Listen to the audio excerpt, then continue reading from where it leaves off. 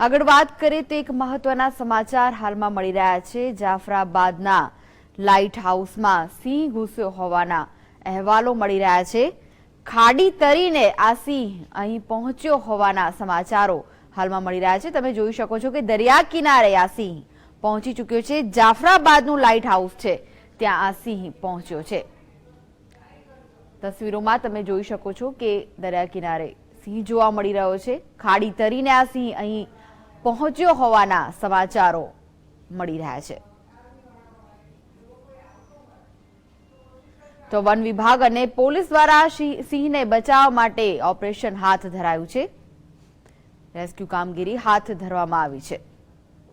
ખાડી તરીને આ સિંહ અહીં પહોંચ્યો હોવાની શક્યતાઓ દર્શાવાઈ રહી છે। લાઇટ હાઉસની અંદર આ સિંહ ઘૂસ્યો હોવાના અહેવાલો મળી રહ્યા છે। જાફરાબાદનું લાઇટ હાઉસ છે ત્યાંની આ ઘટના સામે આવી છે।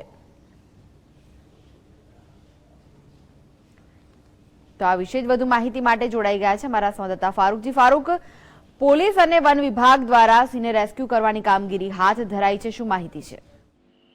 કૃષ્ણા, આપણે જણાવી દઉં કે અમરેલીનું જે દરિયાનું છેવાડાનું ગામ છે જાફરાબાદ, આ ગામ એવું છે કે ચારે બાજુ દરિયો છે અને ફક્ત એક ગામ છે। આ ગામમાં અત્યારે લાઇટ હાઉસ વિસ્તારમાં એક સિંહ દેખાતી હતી। આપ જે વિડીયોમાં જોઈ રહ્યા છો, આ સિંહ દરિયાની કાંઠે આવી બેઠો છે।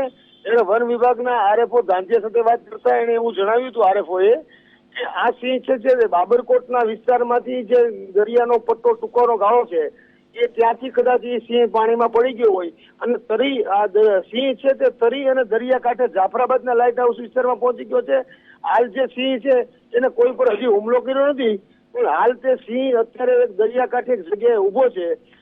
માણસોના ટોળા સિંહને જોવા માટે દરિયાકાંઠે પહોંચી ગયા છે, પણ પોલીસ અને વન વિભાગ હાલમાં સંપૂર્ણપણે લોકોને કાબુમાં રાખી રહ્યા છે। સિંહ ઉશ્કેરાટમાં ન આવે તેની સંપૂર્ણ કાળજી લઈ રહ્યા છે।